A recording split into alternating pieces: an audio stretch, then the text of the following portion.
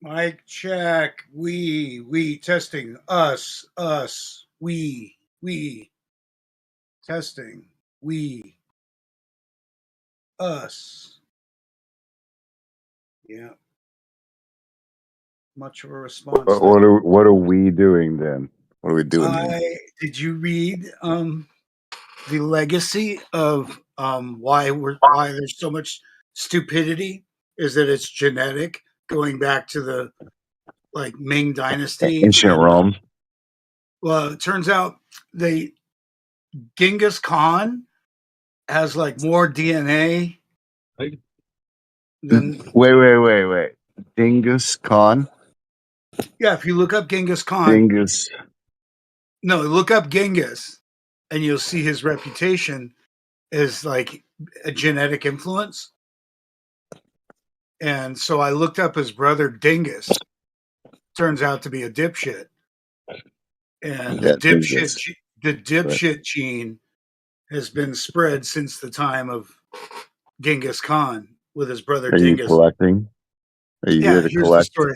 It says, once upon a time in the vast Mongolian steppes, there emerged a lesser known sibling to the great Genghis Khan. His name was Dingus Khan. While Genghis was a visionary warrior, Genghis Dong, right? huh? Genghis Dong. Dingus Khan. It's Genghis Khan. Genghis Dong. Dingus was a tad different. His talents lay not in strategy or diplomacy, but his astounding ability to stumble, quite literally and figuratively, into most absurd situations. Dingus was an optimist, albeit one with a penchant for mishaps. For instance, when tasked with leading a scouting mission for Genghis, he accidentally led his troops straight into a bog, mistaking it for a shortcut to destiny. He was an innovator too. Through his inventions, they were questionable at best. The infamous square wheel cart incident is still whispered about by historians, as it managed to become both hilariously impractical and oddly symbolic of Dingus's way of thinking. As time went on, Dingus decided to carve his own path, declaring himself, quote, King Khan of Curiosity, unquote.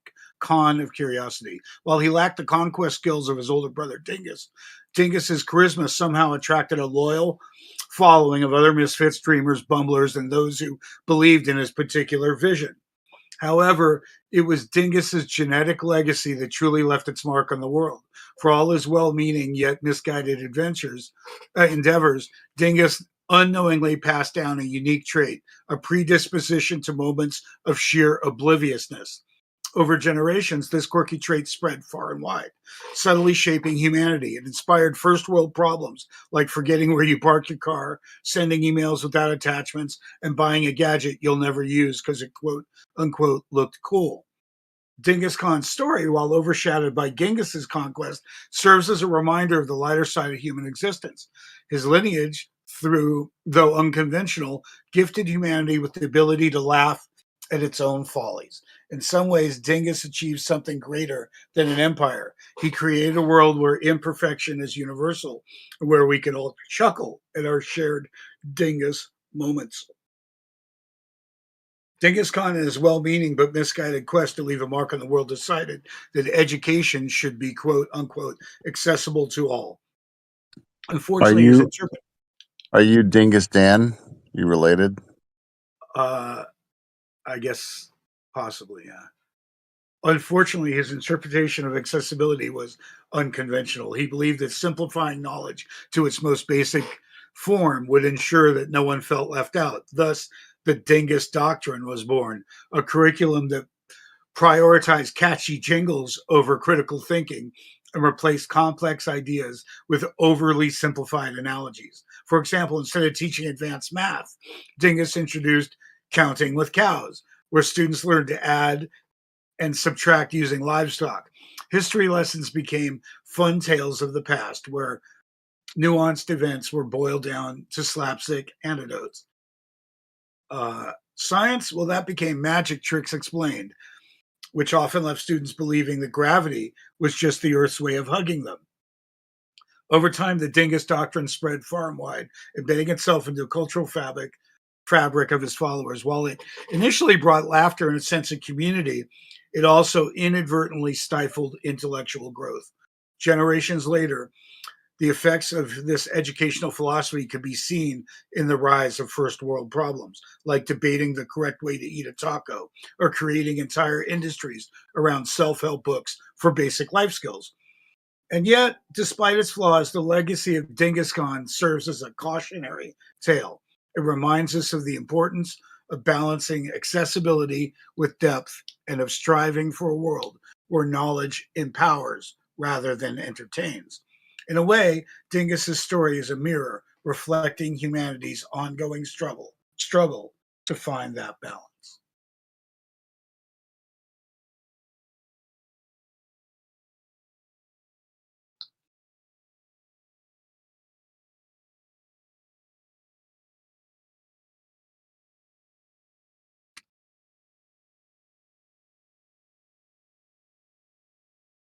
And the crowd goes wild.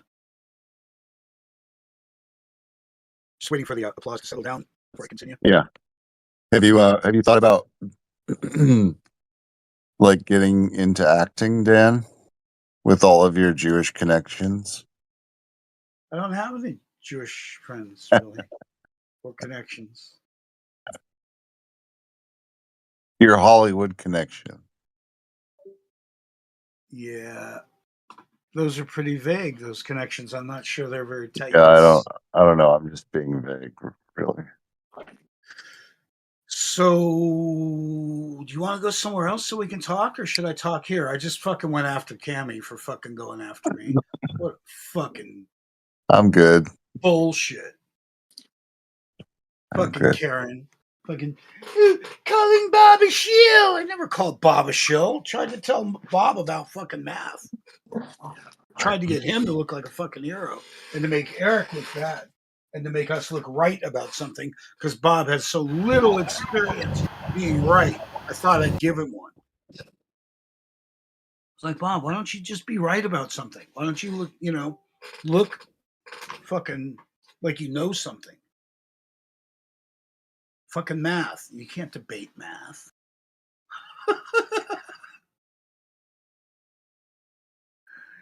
Just can't debate math. Anyway, Bob vowed to get rid of me, and now Cammy's fucking pushing it too. It's just what I fucking need.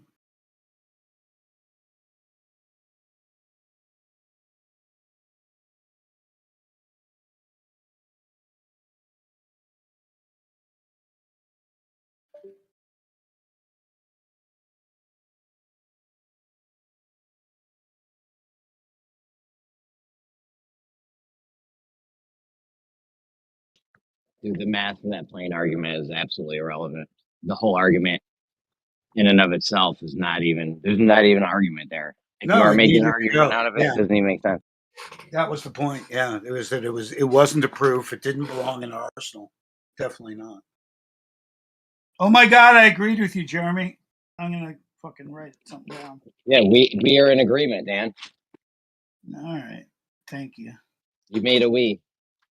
I made a we.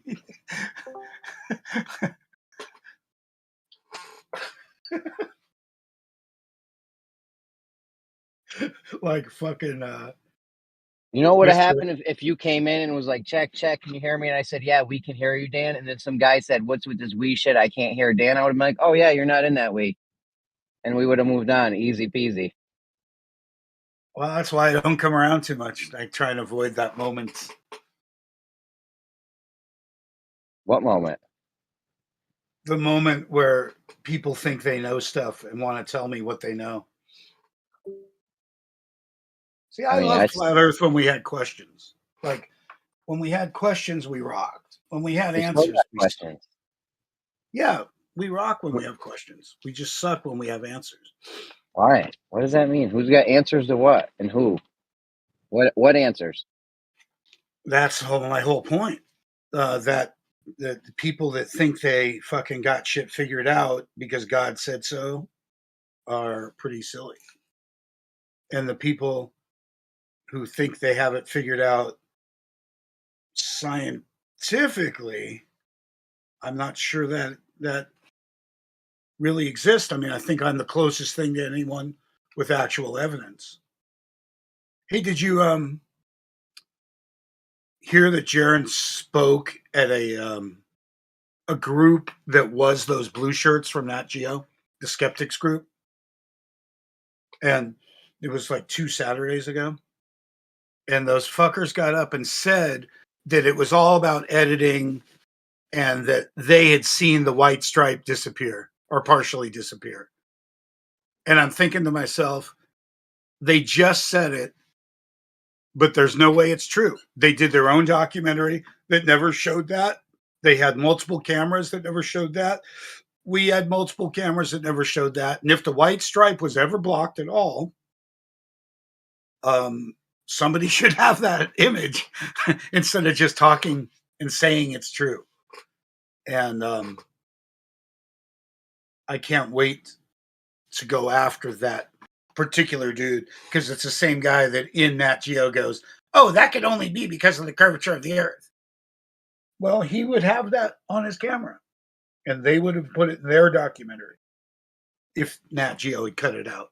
Even if it did disappear, though, it can't. That's not the only reason why that could happen, because the curvature of Earth. We know you can make things disappear from a temperature differential.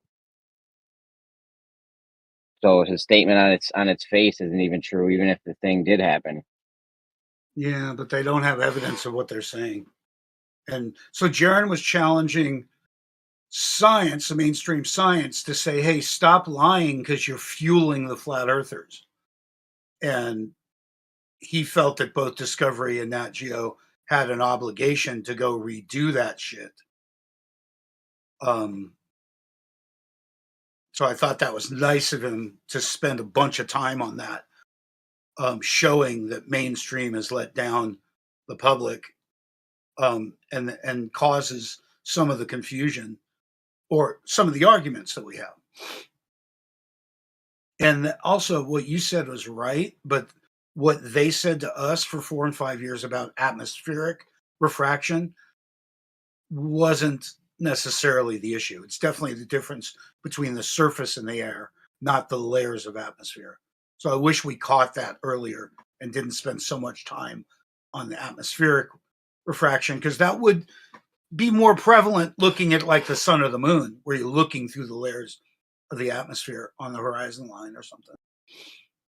But did I tell you that I realized why the math doesn't work, why we say we see too far? It turns out we're using the 8-inch per mile thing and we're offsetting it with refraction and all that. And we're adjusting for distance, we're adjusting for height.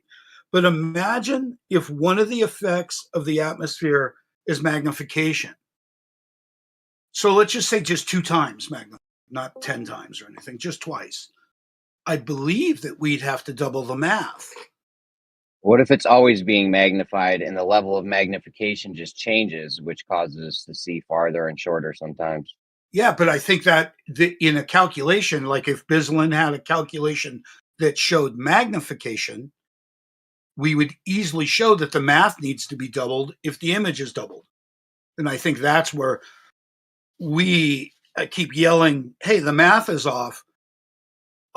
Well, it is off. You know, we do see too far unless somebody accounts for magnification. Now, I'm not sure of that, but it's a really good thing for me to look into right now is, should the math be magnified to the same degree as the conditions cause?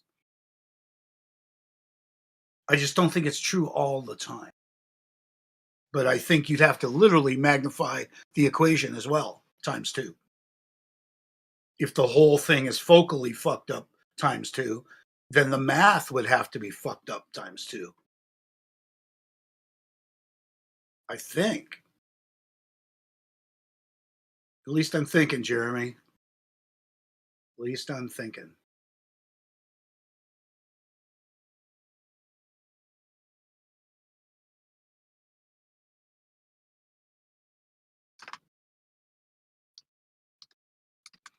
We're just not doing geometry. and anything we do. Reciprocal zenith angles, they're not doing geometry. When you look at a distance and see a boat or a mountain or a star or a sun, you're just not doing geometry.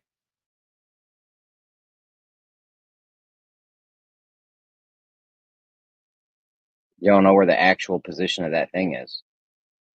You have to use an actual position to do geometry. If you're using if there's refraction involved, that's why they call the Selenilian eclipse the impossible eclipse, because it's geometrically impossible. Just like all these other things are. When they do reciprocal zenith angles, it's geometrically impossible for the globe radius because they have to add refraction in. Anytime you got to add refraction in, it's now geometrically impossible, and you're just not doing geometry.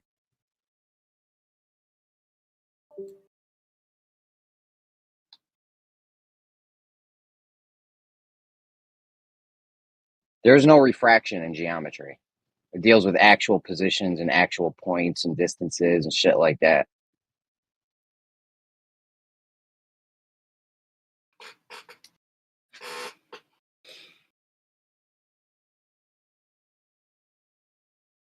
Have we lost faith in Witsit yet? How about Shane? Why? Because Shane went after me, made a comment about me recently, claiming that I single-handedly almost drove him away from Flat Earth when he met me.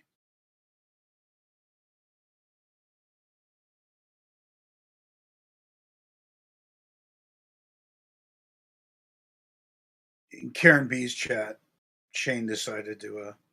Wow, that's a damn shame. He actually typically he names me as the reason he stayed. So I mean, Nice.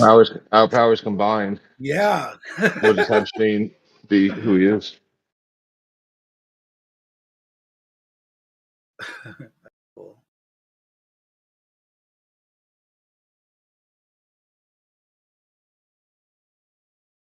I mean, people get into the flat Earth, I guess, thinking they're going to find the absolute answer for things, right? So, like they're going to be like, all right, I'm going to have this. This will be solid, 100%. We'll know it. And then you go further and further into this bullshit, and then it's like, all right, well, I guess I can just give you a possibility.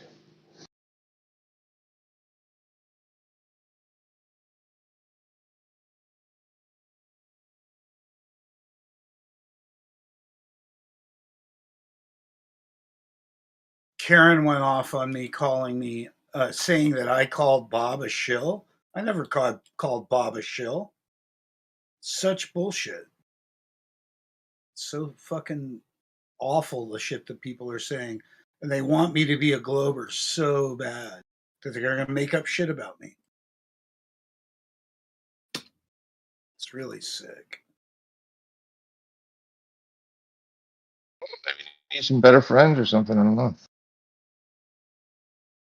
What's better than flat earthers? I don't know. They seem sensitive.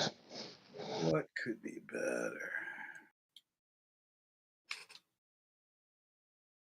Anyway, Shane's a fucking backstabbing little weasel. Have you guys figured that out yet? Speaking of it, sensitive.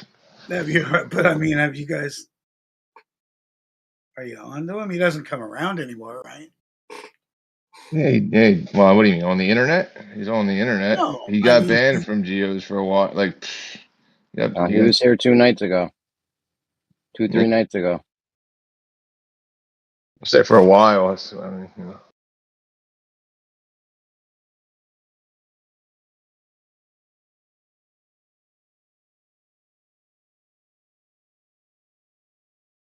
So they're claiming I flipped. I don't know physics. I don't know the arguments. And I'm the worst.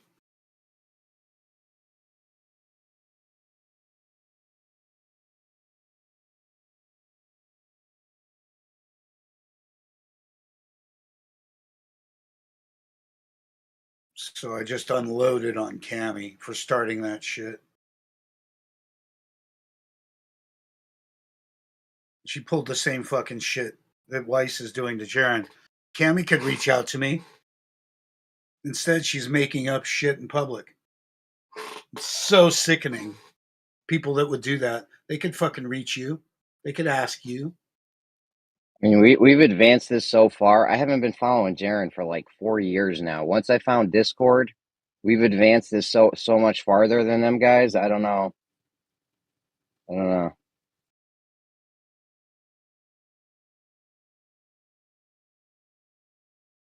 You may be a tad bit delusional. I'm not bagging on you.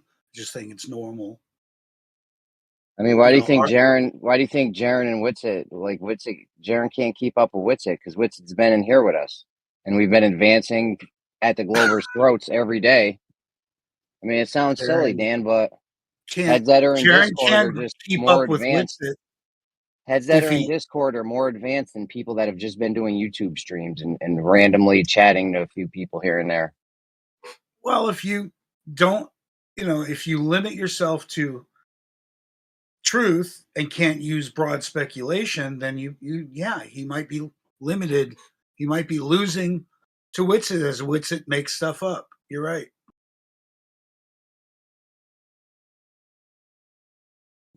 It ain't about making stuff up. It's about, if you haven't been here in Discord with us, evolving these what arguments. Are we calling it today? Our personal poop throwing? What are you calling it today? A personal poop throwing? What is it called? What is the celestial poop throne? Celestial poop throne. We've expanded it, right? I'm not throwing poop. Well, I mean, so what is Witsit and Shane? What are they calling it today? Toroidal. You'd have to ask them guys. I don't know what they're doing. Okay, so what Where's have Witsit you been, dude? I haven't where seen have Witsit you in a while, advanced? man. Where have you advanced to? You then. You say you've gotten so advanced. I'd love to know what I'm missing. Did you hear about that new measurement, Dan? The new flat measurement? A flat measurement. I hope it has 0 degrees in it. Or 90. I haven't heard of it either. I hoped you had. It turns out to me 90 degrees is 0 degrees. So I'm fucking, not the right guy to ask. Yeah, get on Discord more. You'll be ready for shit like that. But how has Flat Earth advanced, Jeremy? We still don't have a measurement, and we still have no explanation for the measurements. Sophistry. All measurements are flat. You weirdo. We do have a measurement. We've actually evolved to the point to now we know that we're the only ones with the measurement. Because if you put a 6-foot horizontal line on a wall, it matches a 6 foot, and we're the only ones with a measure. So I'm not even interested in talking. Really. I mean, listen, I heard it. I don't know if you heard it, Jesse, but he said, we have the measurements. You ain't got shit. We got a 6-foot level on the wall. Fuck off. I mean, that was in a nice way he said it. Well, I can put a 6-foot level on the wall too, and if I had a way to measure the deviation, I could measure it. So is that a measurement if I haven't actually done it yet? This is weird sophistry. There is no deviation. There is no deviation. You're just claiming there's one, having never measured it. Well, you're claiming there's none. Been through this 100 times. Also having never measured it. Yeah, because it's not there to measure. You put a 6-foot line on the wall, horizontal. You put a 6-foot level line on the wall, and they match. They're parallel. There's no deviation. You're just saying there's deviation, but we can't measure it. Well, but I put a 6-foot straight line on the wall and a 6-foot line with a radius curve of 39.59, and I measured, and there was no deviation from them. So must be no deviation from a 39.59 radius. Yeah, how'd you do it? How'd you know that that line was curved like that? Did you measure it curving like that? How did you know that your line was that flat? My line's a horizontal and a level line. So, are you aware? You're just playing weird, stupid games. So I'm not even interested. I'm really not even interested in talking with you. It's boring. It's word games. It's just going to get me frustrated for no reason. Is that why you're here, to get us frustrated? I don't know why you're here. No, I was hoping to learn about some advancement beyond a thought experiment being called a measurement. No, it's not a thought experiment. You could actually put a 6-foot horizontal line on your wall, and you can actually make a 6-foot level reference on your wall, and you can measure that to parallel. It's not a thought experiment. It's real. We are the only ones with a real measurement. You guys don't have a real measurement. Yeah, that is the difference, dude. Like our analytical truths, they match synthetically in the real world. You have a bunch of analytical truths in regards to a radius that aren't synthetically proven to be the case in reality. So just, just hang on to your hopes. I don't know, in your dreams as reality. So, is it your claim that this 6-foot line on the wall method could differentiate between Earth being flat and Earth being a globe? It shows that there's a measurement, and that level and horizontal are not deviating from each other. That's what it shows. If you think it is, show us the measurement. You don't have one. I know that hurts after all these years and the tens of thousands of theodolites you own and the hundreds and millions of observations you've made. Come to find out, you don't actually have a measurement. Ouch. Jesse, if you don't feel like getting abused, I have something cool to show you. Oh, cool, yeah. So I've been dying to look at Catalina Island because there's some features that are really easy to notice. Like there's sort of a peninsula at a place called Twin Harbors where you can kind of see right down, the middle of it. And let me bring up an image so you can see. And there's the whatchamacallit, the casino down below. So it's pretty interesting, thing. And the island's big. It's not always that visible. But if you look at my screen, I was up in the hills, kind of around the area where we had our fires recently. Hang on. Go. And I was able to see this Twin Harbors area clear as a bell, But so what I wanted to notice is that the contours on the left side of the island, which is probably over 30 miles long, I got to look, and the tapering on the right and that big gap in the middle is interesting. That gap called Twin Harbors has a peninsula that is only about 150 feet tall. So I'm thinking, well, if I can see right through if I can see the peninsula from the mountaintop, it doesn't surprise me. But I want to jump down and see it, And some of the confusion and the things I'm going to show have to do with being like almost 50 miles apart. The next image I'm going to show is from further south, but of this same gap. And it's Mick West. What I was trying to determine is if I go down to the beach, how much should be obstructed mathematically? And if I follow Mick West here, looking at the same thing from beach level, Mick West analysis is going to put me at about 450 feet mathematically. This red line is what he says should be obscured. So if the overall mountain is the highest point is 1,600 feet, and he says we can only see about 450, then I should be able to see no more than 2/3 of the island at any point, is what I'm thinking. So this red line is what he's saying is the mathematical point. Yet I feel that we're seeing below it. Now you can't see through the harbors in this position. They're too far south. But mostly what I'm grabbing this for is Mick saying, hey, you can't see the peninsula, so most of it's obstructed. And infrared is being used here. But mostly I'm using all this just to get Mick's math, because he's saying 450 feet. What was interesting is the difference between 27 and 31 miles, which might be your position, like north or south. It added 150 feet. So at that distance, roughly 30 miles, 4 miles equals a lot of slop, 150 feet of slop. That's a lot. So it is definitely exponential out there. So I'm just thumbing through this. I want you to know I'm using this just to come up with a 450 foot potential, because when I close this and go to another piece of footage that my friend made, this is from the beach scanning across. I'll blow this up. And That's Palos Verdes there, and the island to the right. And when you start looking at the island as he comes to the right, you'll see that the left side of the island has the shape that we saw. It's very blurry. And that the right side may not be as clear, but what we will see twin harbors here. And as he comes across, I'm going to try and stop it. He goes back and forth. It's not a clear day. But, boom, we're about to get there. Whoops, there. That, I believe when we see that peninsula, that it's only 150 feet. Now, when I say 150 feet, I think that's the lowest point. So I'm really going to have to measure more topographically what's up with that peninsula.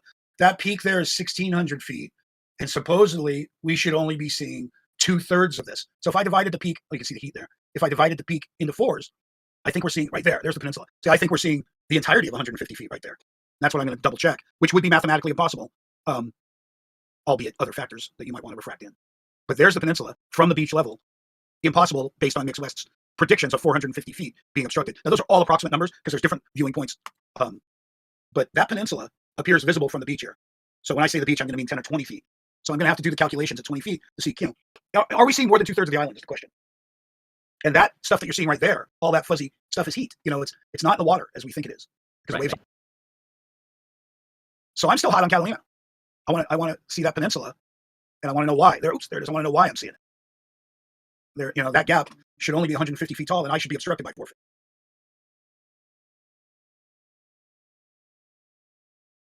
And that's my story.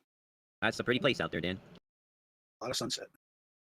It's interesting because in Southern California, the desert meets the sea, and in Northern California, the forest meets the sea. But anyway, I guess the Earth is flat then, Dan, according to that observation.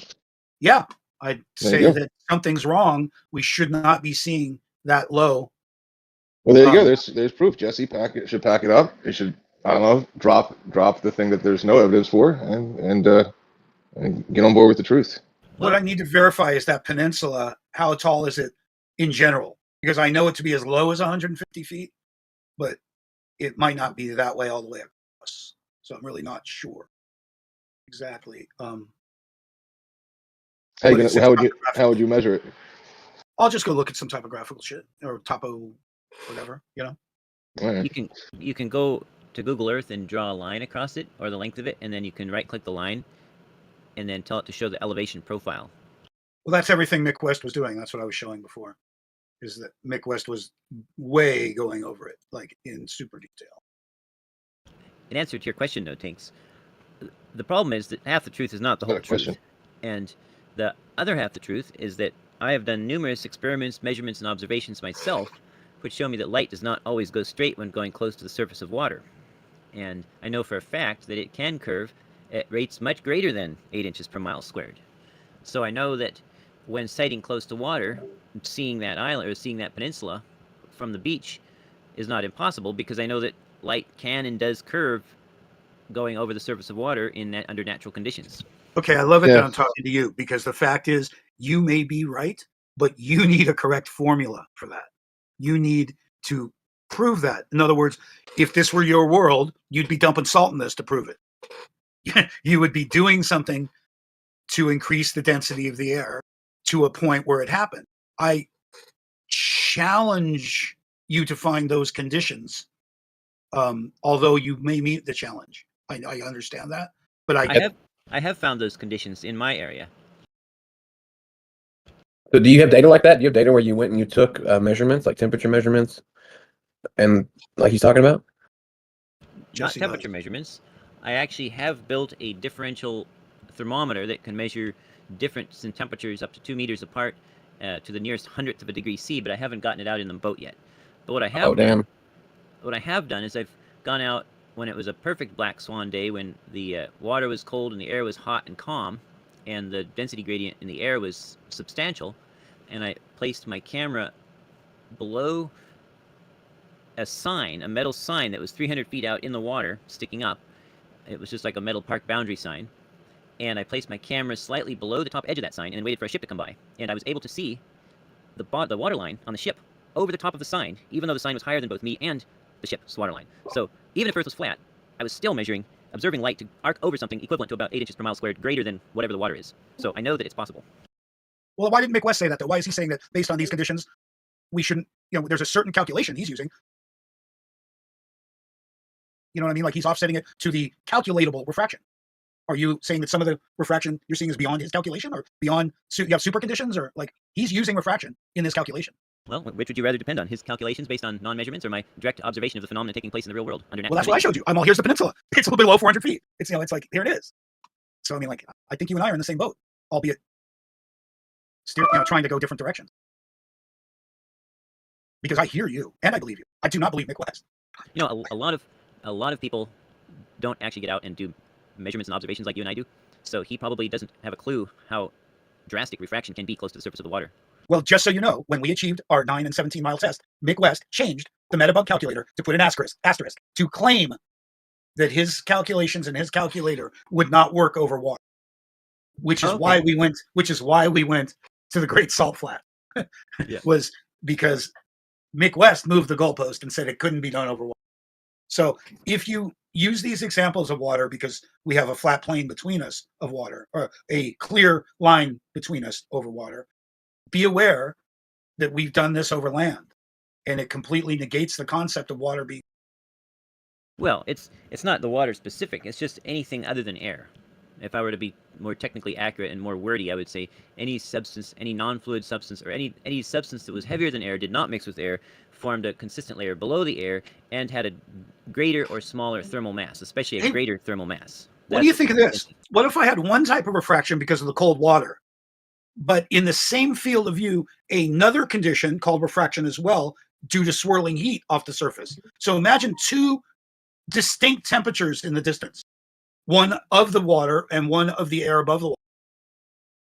And a third that's the actual air temperature. So you have unstable air at the surface. You have cold water, which you're claiming the cold water is causing all the refraction. Yet we have this heat thing, I think, causing a different type of refraction. I think that's where all the confusion comes from, to be honest, is that we're seeing beyond two different refractive properties when it's not mirroring, reflecting, or miraging. Does that make sense? Some of it did. When there's moving air, when there's turbulence, then that creates unstable image like rippling or wavering or shimmering imagery. None of which are actual refraction, but it could cause something very similar. Well, refraction is any time that the path of light is changed due to density gradients or density boundaries. So it's all this is sort of like a wiggling non-bound. Convection off the surface isn't stable. It's not in one space. It's not one thing. Yeah, that's why we like to call it noise. That's why we call it noise, right? Noise is an interesting term for a visual thing. It's funny how they haven't come up with anything better, isn't it? Yeah. It's actually kind of cute. I'd have to look up the word noise now to wonder if it maybe applies beyond sound. I bet it does. I bet we use it. I think of it wrong. Anyway, this is the kind of stuff I'm trying to work on. I've got a problem with this island as well. To the south, there's a casino and a harbor.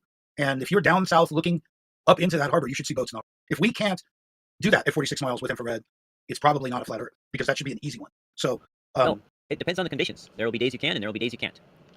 Yeah, I know what those days are. If anyone gives a fuck, it's definitely cold right after a rainstorm. You will get the most vision. Look, this is giving me a real good idea here. It's fucking low. Where you're looking through there. Oh, yeah. Although I am still seeing land. It's not like I'm seeing water. But who knows if the tide comes in? I don't know, but I think something's up here. I think I'm definitely seeing below what Mick West calculates here as possible. And you say it's due to call it conditions. If I showed you it in different conditions, what would that mean? Like, how would you hold up mathematically or formulatically? In other words, all I'm doing is changing the formula. If I did it, let's say in summer and winter, heat and not, day or night, I'm changing what you would call your formula, the fish tank, the solution, changing the solution. Right. I would need to know the air temperature and the water temperature along the average along the whole line of sight. Without my greater research, you're convinced that my solution is always fair. Is always to downward refraction. I know that's what you're saying. You're saying that, what is it? It's always colder than the air, the water? And that's why I'm saying it? No, but in all our measurements, you found a pattern. In all of our observations, you found a pattern. Oh, yeah. They were all the ones that recorded the air and the water all showed the water being colder if the laser beam reached. Even though not by a ton. Right. Yeah. Well, it only takes. and certainly not as much as normal places because it is a heated lake in a desert. So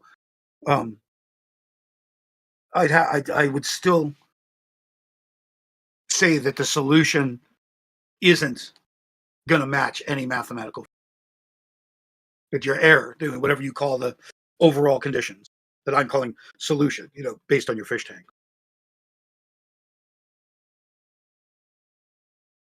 I appreciate the stuff you've done. I just don't think I can get regular air to be as dense as you can in your fish tank. You don't need to. Then how would I have all that curvature? Well, you don't have to reach the 6-foot radius curve that I did in my fish tank either. It's confusing by exponentiality, but yeah, I just eventually I'm going to mention that geo and working much closer, and how nobody mentioned refraction there. Dan, do you think that Jesse came up with the sugar tank laser light idea? No, it's a visual demonstration of theory. It's a physical demonstration of theory. It's slightly exaggerated, if you ask me, compared to what conditions that we could create in real life. Right, and that's why I did it with my camera set up 2 inches below that sign, 300 feet away, in the natural world, was to see if the same thing would happen naturally, and it did. Dan, I have a picture of that area of Catalina coming. I just flew in LA last week, and I saw Catalina. I was like, clear as day. You can see how far, how big the mountain is. That little the depression near the harbor, Twin Harbors. And I kept on taking pictures until I landed at LAX. There was a huge difference between that valley when I was flying above it to when that's a great picture of it. To when I landed. When I landed, it looked even worse than that, where it was gone. What do you think causes that? What do you think causes that valley to be almost like two separate islands, rather than a huge piece of land that is 100 feet above the surface throughout that valley? What's your question? What do you think causes it? I'm landing on an airplane. I'm up at maybe a few thousand feet, and I can see Catalina Island, I can see Twin Harbors, I can see that there's land there. I mean, there's a big mass of land, and you can see how far it is above the surface of the water. But as I land, that distance above the water gets smaller and smaller and smaller until it's gone. And then you have this, like what's in the picture in the chat right now, where it looks like there's 2 separate islands. I can't see any land there. I can't see Twin Harbors anymore. What do you think? But you're just saying that. You missed the beginning of this where I can show it from the beach level. So you want me to go back and show you? Yeah. And I got to take off and run some errands, but y'all have a wonderful day. All right, thanks for your time. So yeah, I started with this. You could see standing on the beach. We could call that as much as 20 feet if you want, way up the beach. You could see Palos Verdes. The airport's off to your left a little bit. Got a pink point there many times, sure. What about it? Well, where I'm showing you what you were just saying is contradicting what you just said. Here we are at the beach level. Here's the left part of the island. We will pan across and see the entirety of the peninsula, which you say, and Mick West says, isn't mathematically possible. Jesse at least is saying, well, it probably is possible because he can exaggerate something to do the same thing. So there's the peninsula right there. Oh, stop. Can you stop? I'm trying to. You just made my point. It's gone. There's no land there. Gone, dude. There's no land there. You can see it. It's completely flat it's flush with the This mountain. is the kind of argument we're not going to have because it's an argument. The parts of this you missed is that mathematically 450 feet or over, right, like about 3/5 of the island should only be visible. Right, but the point is, there's part missing. Yes, there's a 350 feet. Hold on. There's you haven't watched. You're not watching. I'm watching it. I see it right now. I'm done. I know what you're saying. And yes, there should be more. Hold on. There should be more missing because that peak on the right is 750 feet, and it's still. It looks like you can look at its angular size and determine how much is actually there. Stop right there. That little peak on the nub on the right is 750 feet. But the part I'm talking about, Dan, just listen, and you might understand what I'm saying. Because you know what, these arguments become so disgustingly just gross and loud and obnoxious. It's not my argument. You don't listen. It's Mick West arguing. You're not listening. I'm not arguing. That area should be seen. When I flew in, I'm flying in. I can totally see the distance between the water and the valley between those 2 peaks. Or between We're totally aware of the topography and your angle of vision from an airplane. Not relevant. Not relevant. As I land, why does it go away? Why is it now gone like your picture? When I land at LAX, I look back. The picture is showing it there. You're just pretending it's not. No, it's not that you can't see it. It's flush with the water. You would agree. Your picture shows. Go back. Why am I showing this then? Why am I playing there? Do you see any land next to the water, above the water there at all? If I were able to get this clear and zoom in, I think not only might I, but you need to address mathematically what I am and am not seeing. And this is not my footage. And this is not replicated. This is me saying, hey, Mick West says 450 feet should be blocked. Right. So I'm going, well, I know I'm seeing lower than 450 feet. How do you know that? Right? Because I can compare the 1,600-foot peak divided into fourths. Okay. And know that these little peaks right here, he's saying, Mick West is saying, we're only seeing 450 feet possible. That's with no, based on the slant of those two things going into Twin Harbors, is you can measure it based on the fact that that's probably only 1,100 feet to begin with. No, the one on the right is only 750, and the one on the left is a little higher. But I totally agree with what you're saying, Dan. So, hold on, Dan. So wait, no, if you're I let you talk. Let me speak. I let you talk. Let me speak, Dan. I let you talk. I didn't say a word. Are you admitting that I'm seeing a 750-foot peak on the right here? No, I think you're probably saying the closest one to the harbor. No, you're definitely not saying 750 because it's half hidden. What peak am I seeing that you can agree to so I can tell you? Let's cut that in half. If you just let me speak, Dan, I'm trying to agree with you, Dan. Stop talking, please, just for a second. Well, never mind. I will get a picture of the peninsula. For a second. I will get a better picture of the peninsula, and then if I can't, then I probably don't have any action. Dan, that's a great picture, and I'm going to tell you, I agree with the fact that what we see is more than we should see for the amount of curvature, but we still see nothing below in the valley between those two peaks, and we say it is due to refraction that is loomed up a little bit, but still it doesn't conflict with the fact that that valley between the two mountains is missing. It's flush with the water. And you said, I think I could zoom in and get a better picture and probably see it. No, you can't, Dan. You're just making a guess there. You're guessing. Well, no, I'm not guessing. We're talking about a shitty day. It's hazy. It's not clear. I can see that. He says that.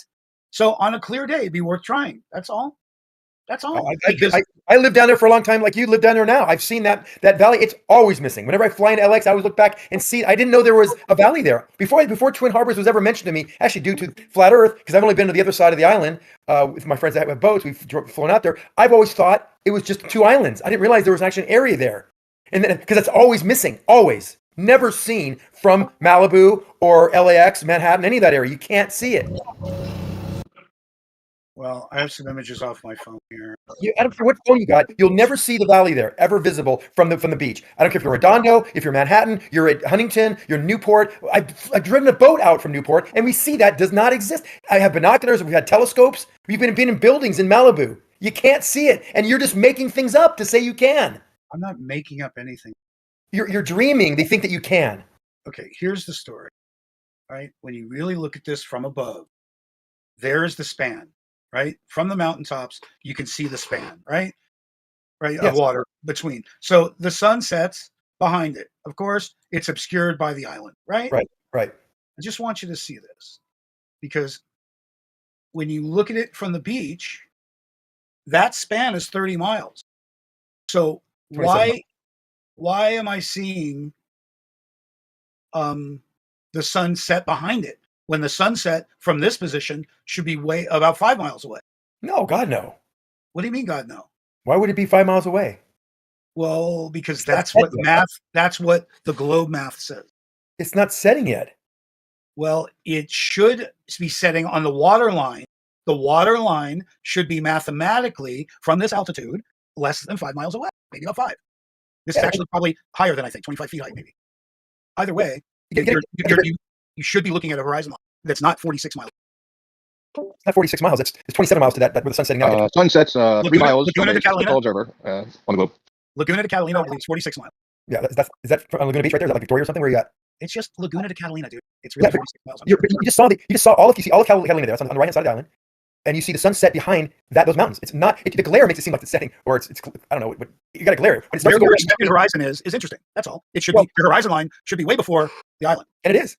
Okay. It's well before. The problem with that picture is that the glare of the sun makes it seem like it's lower than it is. But when it goes away, when you can't see it, just before it disappears, you can then see, wow, there's like a whole angle, 1 degree of mountain and land that is now visible where that sun went behind. So, but I will not argue with you that the horizon will be farther than it probably should be mathematically, geometrically, because in those kind of days, the water's very cold. We know even in summertime, it's 65 degrees, 70 degrees at the most, but 65, and the air could be 80. And that would be right for a little bit of refraction that would loom things up. And we know that. The oil rigs are a great example. We know that they shouldn't be seen in their entirety, 6 miles away, 9 miles away, but we do see them sometimes.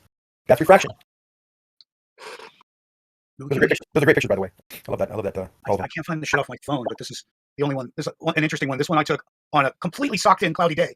So everything you're seeing is above the cloud. Correct. It's from the Malibu. That's a great picture. Really weird to see. And it looks like you can see what looks like a gap. But it is but it's a cloud. Like I said, this is completely yeah, because the cloud level above water. It'd be great for that. If you took that picture, you probably found it online. But you can go to that spot. You took that picture? Yeah. I'm trying to find the video off my. Oh, and now go back to that spot like on a clear day and watch how you can see the entire island, even Twin Harbors, most of Twin Harbors probably. Yeah, that's a tree that's in front of you, or I don't know how high you are. Where you're in Malibu there? Yeah. So just Saddle Peak, I think it's called. Okay, yeah. So you'll that's gonna be pretty high. That's probably 500,000 feet up, maybe. You can see I all of think so. Probably 2,500 feet. Oh, that okay, even better. You'll see all of, and I can show you a picture being that high when I flew into LAX, which is about 2,000 feet, and I have the whole snapshot progression of what that gap looked like between the two peaks where Twin Harbors is, and how that gap got smaller and smaller and smaller. And then as I landed, you can see the jets ready to take off, and you can see the beach, and you can see Twin Harbors in the distance, completely gone. The whole succession of pictures. I'll post that a little when I get a chance to move it from my phone to the computer. But my question is, why do you think it's missing? That was my original question. We all know what we see. You're thinking, well, maybe no, the part you missed was me listening to McWest and determining that he says I shouldn't see anything lower than 450 feet, and my contention is that I am. Well, that mountain is, I think this has been years since I looked at it, but like 750 feet to the right of Twin Harbors, and I think we only see like 200 feet of it. So maybe 200 feet's missing, 200-300 feet is missing. That seems to be close to what McWest is saying. I have a picture that I always post regarding Catalina. I think he's seen it before. I'll post it real quick. Maybe this might even be something Mick was speaking to.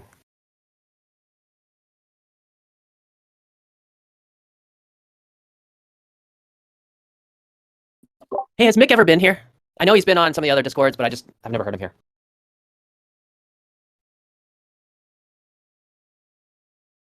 I never. You see the chat? And through a telescope. Let's see. Here's one of the. Did you see the text I just put in there? Is it? What happened? Where'd it go? Go into it. Where'd it go? That's weird. Okay, there it is. Yeah, first one we always see. Okay, you see those? All right, so that's cool. That's the 150-foot mark. Okay, good. What's that? Supposedly that peninsula height is only 150 feet. Right. And then that little nibble on the outside, that little mountain, I forget the name of that thing, is about, I think, 750 if I remember correctly. I could be wrong. Okay. And then the picture, it's kind of superimposed on where the waterline should be on the mountains based on the shapes.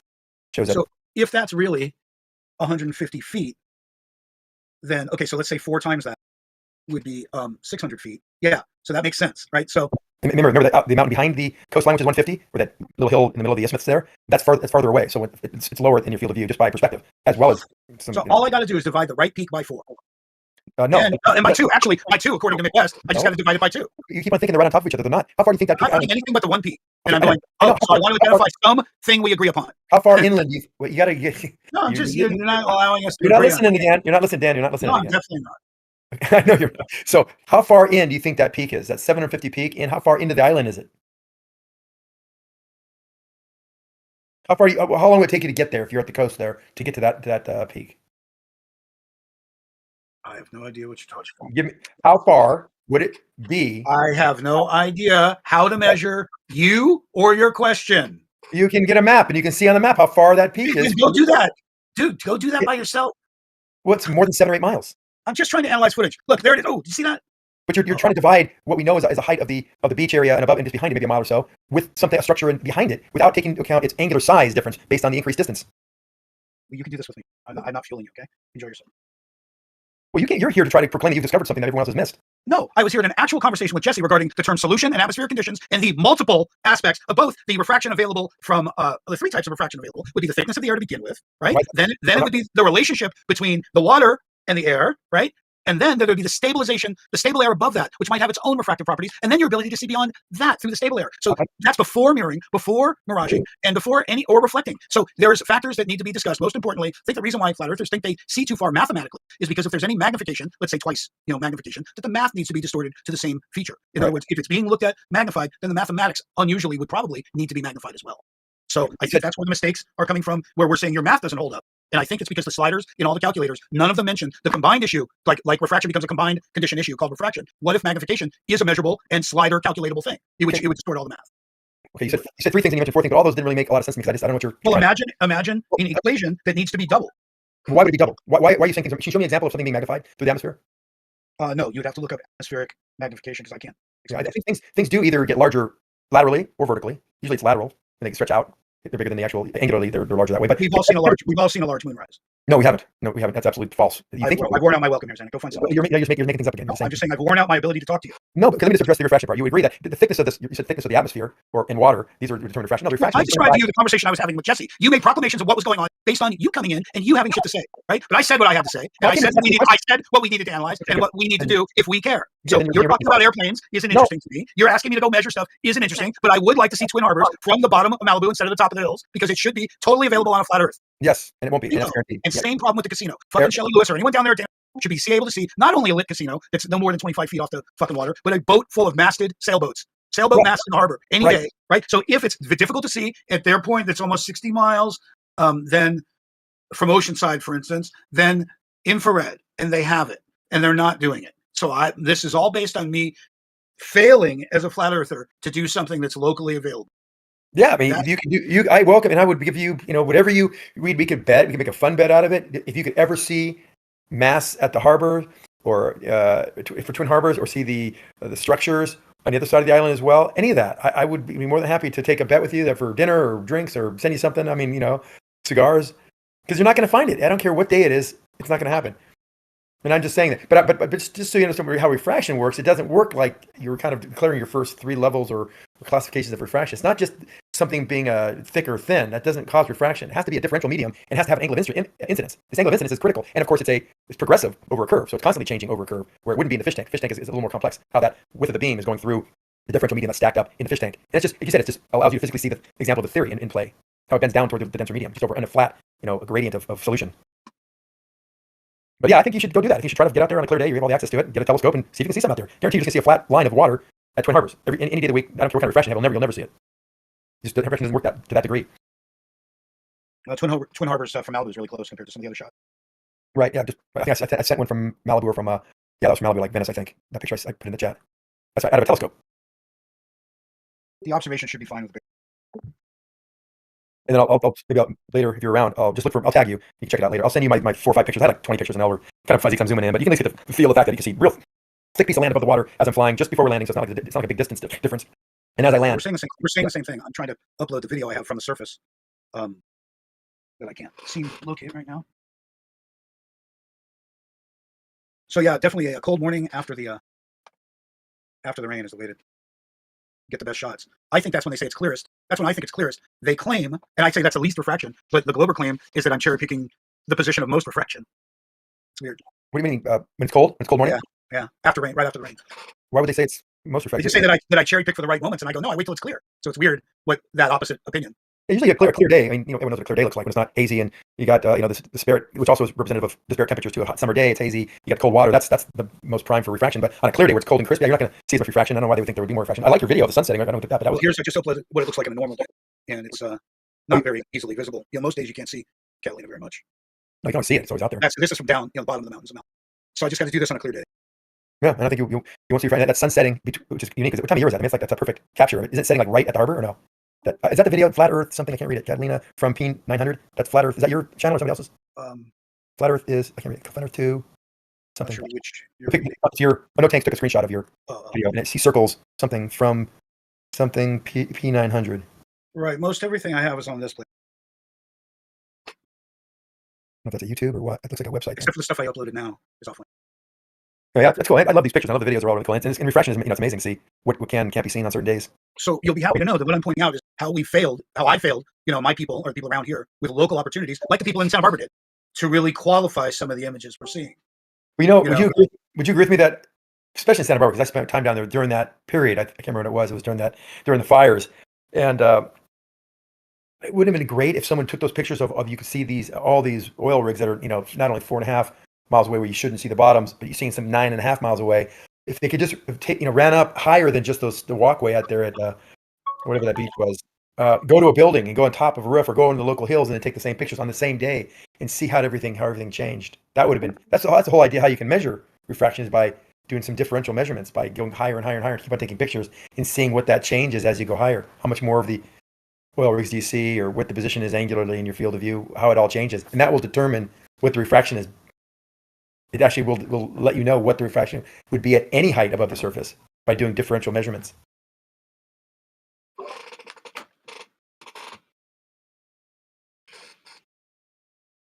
I don't know. Don't you kind of feel like as a glober, like kind of gay, that you're like obsessed with refraction rather than something differential measurements.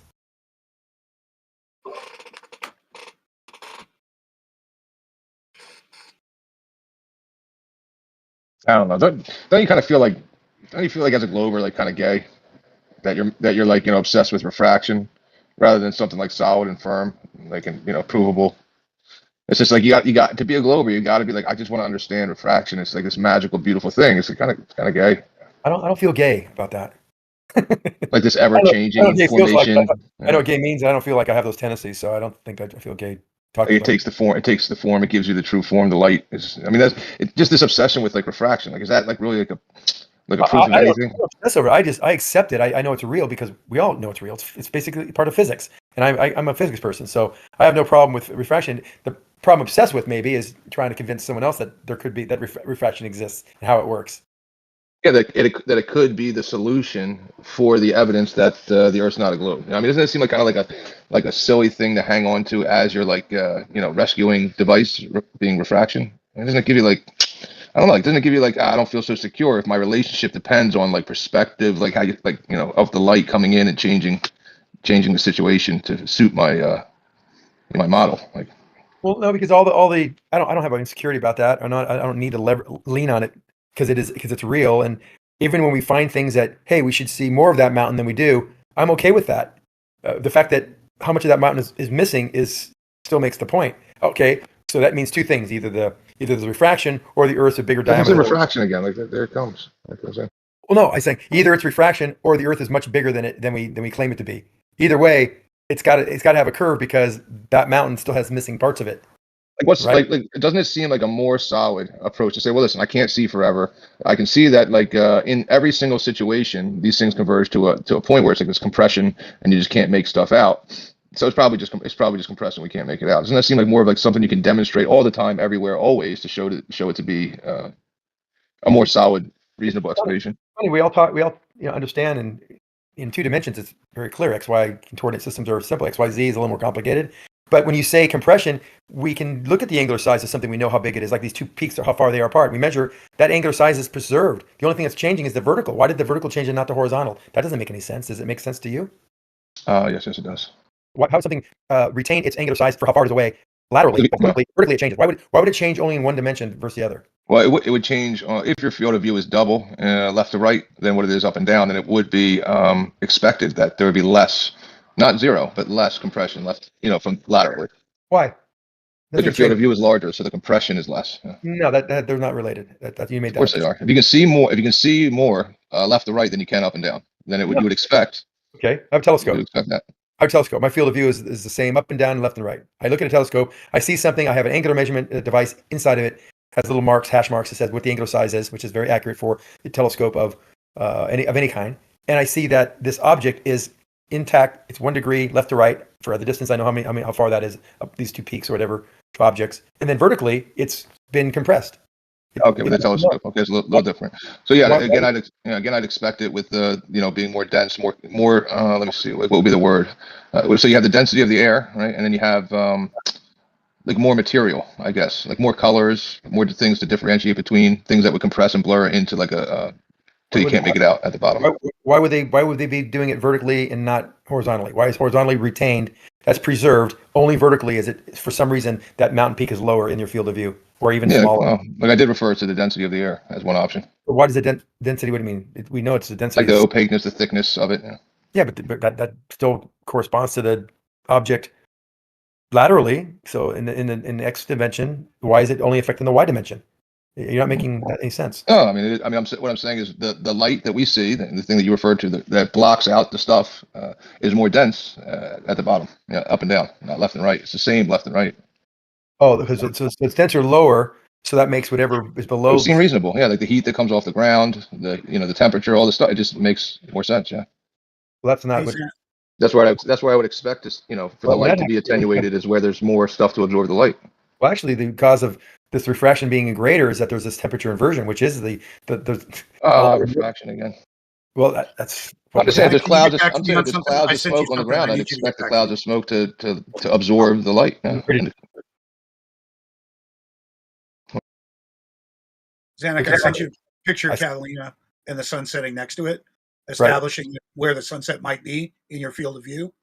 And of course, it's nowhere near 5, 10, or even 20 miles away in this picture. No, but that you got to get a filter. What I want you to look at that we can't argue about would be the shape of the island to the left in the picture I sent you, and how much is visible and how much that slope tapers down. So remembering just over to the left, we only have like 750 feet peak somewhere over to the left here. So this is probably only about 400 feet at the most tapering into the water. But yet we're only supposed to be able to see 400 feet from this distance. So how am I seeing anything taper?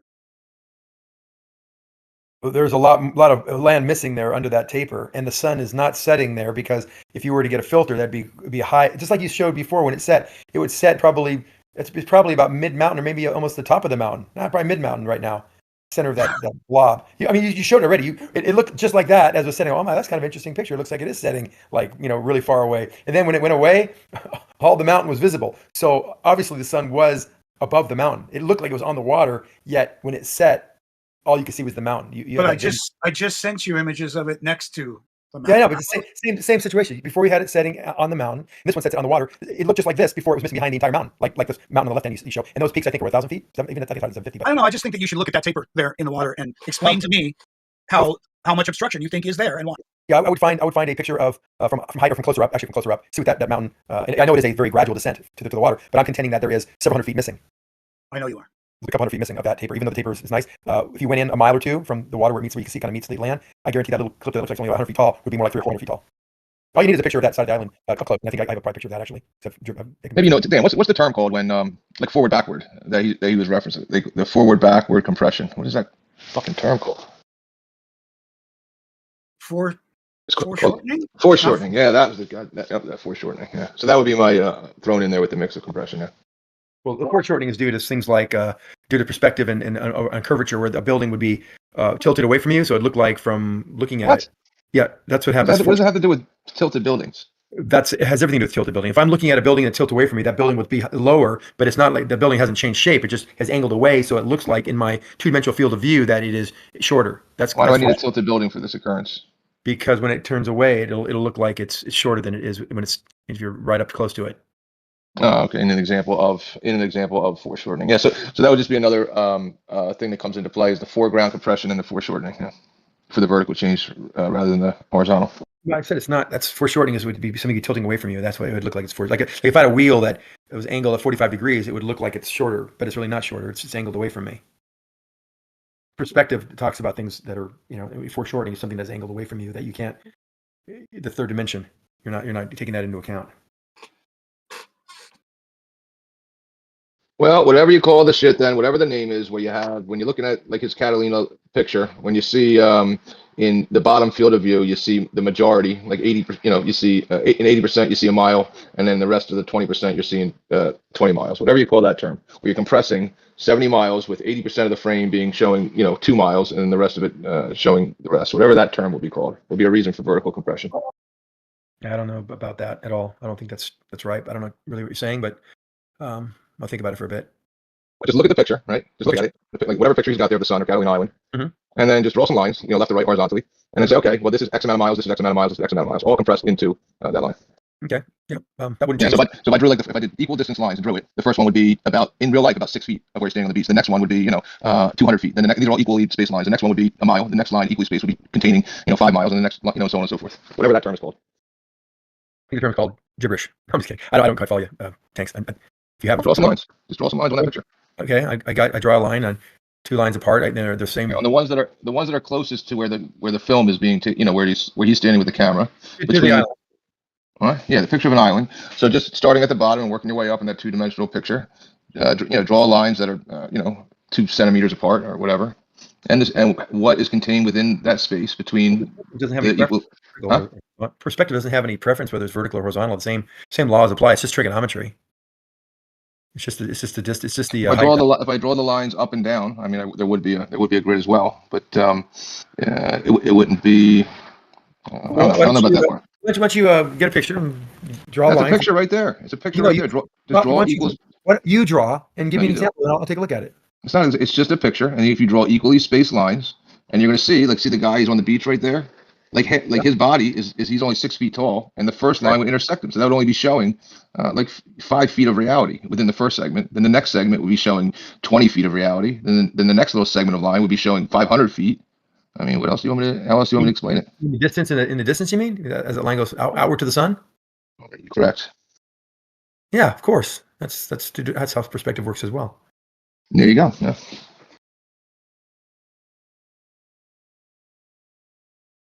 Also, if we were to be level, the same height above the water as his head, we should all line up with the sun touching the water there. But in reality, it's going to be lower. That sun is a little bit blurred. It's getting a lot of as we talked about earlier. But yeah, the horizon is going to be 0.02 degrees below level, just on a without a lot of refraction. Because a lot of refraction could be a lot less than that. It could be at level or even above level if it's refracted heavily. That's a cool sunset though. That's Dan's video.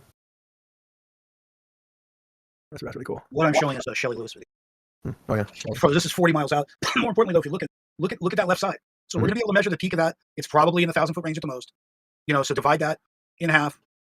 I think we're seeing the entirety of the left side of that island tapered off into the water, and I don't think that should be possible. Well, it isn't, because if you drive around it, you see there's a lot of land there. You could walk around. That almost looks like there's cliffs on the edge of the line. And that's the same thing you see over Lahaina, or from Lahaina looking out in Hawaii, looking out to Molokai or Lanai. As you drive the boat there, suddenly there's roads and cars and there's beaches, but it looks that has nothing to do with the calculation of 40 miles and the expectation of what you should be able to see in feet, dude. And I'm talking about 7 miles. If the West says it's 450 feet at 26 miles, imagine what it is at 40 miles. So pick a number and get back to me, dude. Pick a number of what the expectation is so I can compare that to what I'm seeing. Go look at the Twin Harbors, which is easiest, has the best contrast with mountains surrounding it. The mountains we went over that. This is from the south. This is further away. Because I can get the sun behind the island here and see it better. Yeah, that's good. I don't see what you're seeing better. I don't know if you see better, but you definitely see the silhouette of the island clearly. I don't know what you mean by not. Oh, I see. No, I can see. You can see the island. Yeah, definitely. But you get the sun. The sun doesn't have a filter over it. You get to see the ball of the sun above. You can see the ball of the sun on top. Is the left and right in relation to known elevation? Yeah, you can get either sides of that island and see what the distance is between any 2 points, between any 2 known points. And the things on the left are going to be a lot. There's a lot hidden there, and you can see the Twin Harbors is missing. You can't see it really there. But, no, not from this angle. So here's what you and I can agree on: is that there are conditions that allow us to see further than the math that I keep stating. There's always reasons to see farther because of refraction. We definitely see farther. We see things that over the curve that should not be seen. That's what I mean by farther. Not so much. It could be millions, thousands of millions of miles away. That's not the point. We see farther as far as where we should see something and where we shouldn't see something that's on the surface of the curved or flat surface. So imagine taking a formula of refraction and then forgetting that the entire image may be magnified. Therefore, the formula would have to be stretched to the same ratio. If everything was 2 times, then the amount of refraction will be 2 times. And I don't think people are into that yet. And that's what I'm trying to figure out is how and why we see too far. Well, it's only mathematically we see too far. Otherwise, we're just seeing, right? No, things are missing. What's wrong with the Glober math is that there isn't an account for magnification.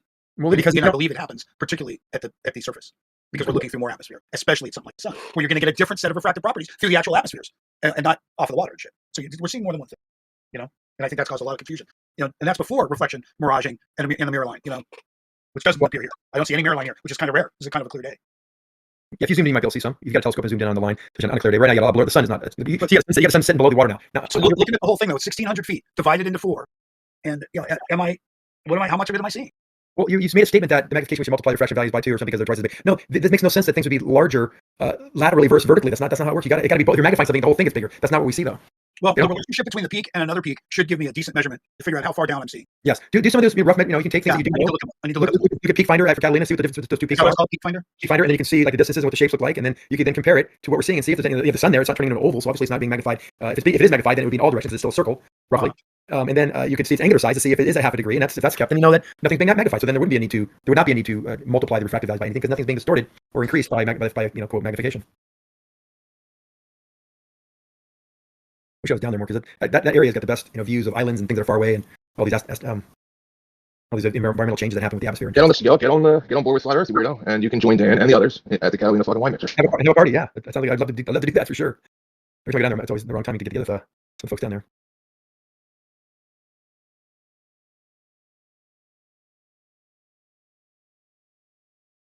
Whose sunsets are? I'm pretty sure my sunset videos are better than Dan's. I mean, his are pretty good that he's showing, but mine are better. Look at this sunrise. You want to see something magnified? Look at this fucker. This is Salton Sea sunrise. Just look at the size of this sun. That's badass. It's really ridiculous. I had one like that, I think it was a weekend, like Saturday or Friday, Saturday or Sunday. This is that same location and 10-mile span of all Salton Sea stuff you see with Nat Geo. That's the same span. Look at the size of the way the sun looks. You see how big the shadow was? That's 10 miles of water. You see the haze on the surface. They'll keep you from seeing the shore that people call obstruction. This is where the balloons were set up. This is where the helicopter supposedly emerged 34 feet above. Oh, it's so stupid. Like a vertical helicopter coming up from behind a tilted curve. It's like so stupid. That guy was some French journalist that flew out to cover Flat Earth. He's like, they're like, look, I'm so far behind the curve, so far behind the curve. It was like 5 seconds, like to get from the ground up, so they have to be tilted back, like I don't know how much. They have to be tilted back significantly. But he comes straight up over it, like it's perfectly vertical. It's so stupid. Oh my god, this bullshit is so dumb.